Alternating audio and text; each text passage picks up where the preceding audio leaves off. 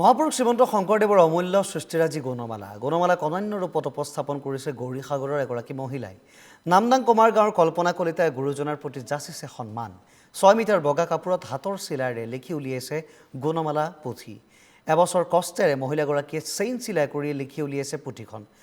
মহাভাগৱতৰ সাৰমৰ্ম মাত্ৰ 6টি অধ্যায়ত সামৰি ৰচিত হৈছিল গুণমালা। ধৰ্মপ্ৰাণা মহিলা কল্পনাই 2030 চনৰ 11 ফেব্ৰুৱাৰীতে আৰম্ভ কৰিছিল কাম। 2024 চনৰ 18 মেত গুণমালা পুথিখন লিপিবদ্ধ কৰি উলিয়াই তেওঁ ঘৰুৱা কাম কাজৰ পিছতো নিজৰ সৃষ্টিক প্ৰতিফলিত কৰিছে। তেওঁ গুৰুৰ চৰণত নিজকে সমৰ্পণ কৰাৰ বাবে বাছি লৈছে এই পন্থা। এনে হস্তকৰ্ম তথা সৃষ্টি গৌৰৱৰ লগতে সমাজৰ কাৰণেও আদৰ্শস্বৰূপ।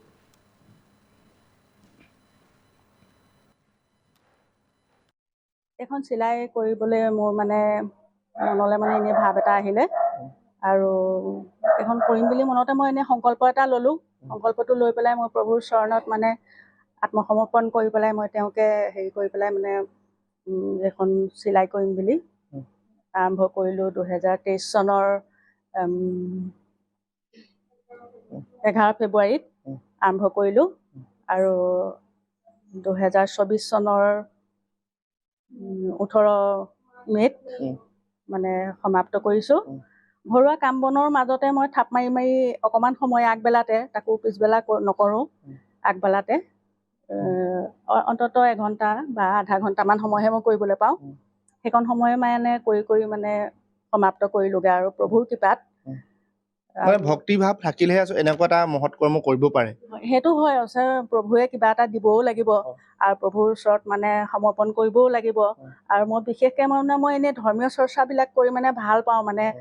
ধৰক কিবা কিবি পঢ়ি, ধৰ্মীয় কিতাপ পঢ়ি বা এনেকুৱা ধৰ্মীয় কিবা আলোচনা গ'লে গৈ মেলি মই ভাল পাওঁ। এইবিলাক শুনি খুব ভাল পাওঁ মই।